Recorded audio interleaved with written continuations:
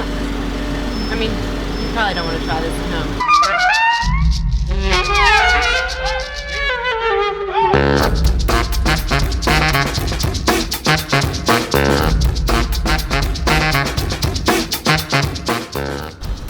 I feel like every day you should have a plan.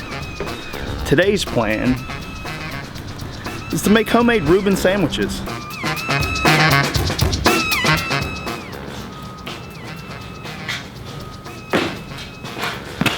What's up? I was just hanging out. So today on the vlog, we're gonna do something a little different. I figured today, instead of me going to Starbucks every 5 minutes, or running to Lowe's for the 80th time, I'll show you around my studio. So for me, this is like a art playground.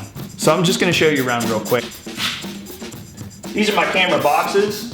This is the one that we usually take with us on the road.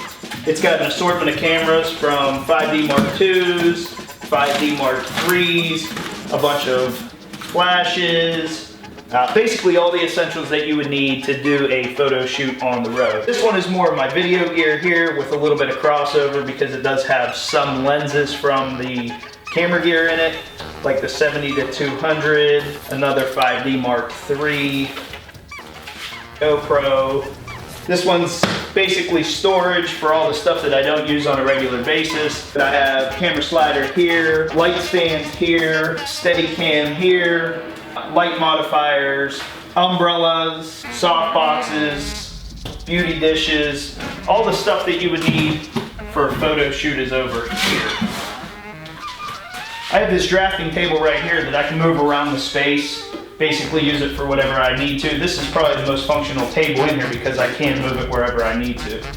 Right now it's got a couple of drawings on it that I did for school. That was a self-portrait that I had to do for school. That's a portrait of my grandfather that I did. This is a still life that I had to do for school. This wall back here is where I can do my paintings. If I want to do photographs, I can bring down the backdrop right here. Here's the computer terminal. I have a 27-inch iMac and a 15.5-inch MacBook Pro. And then over here I just have an assortment of tools. Hopefully everything that I would ever need to make something for production can be found in this area over here. So that's it. That's the studio the way it looks today. I'm sure in a couple weeks it'll look a lot different, but when you have a functional studio space, chances are it's gonna look a little different each week. So one of the questions that I get asked the most is, what is 9orange?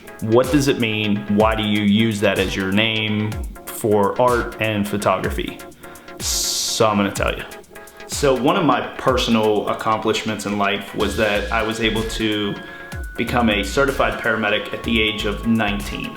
I was only 19 years old, so I wasn't even allowed to buy alcohol legally, but I was able to administer narcotics to people. The curriculum is very intense, so I embraced that. It was something that I was extremely proud of and still am to this day. What does this have to do with 9orange? You can be a first responder, an emergency medical technician, or a paramedic. To become a paramedic, you had to already be an EMT. I did that when I was 16 years old.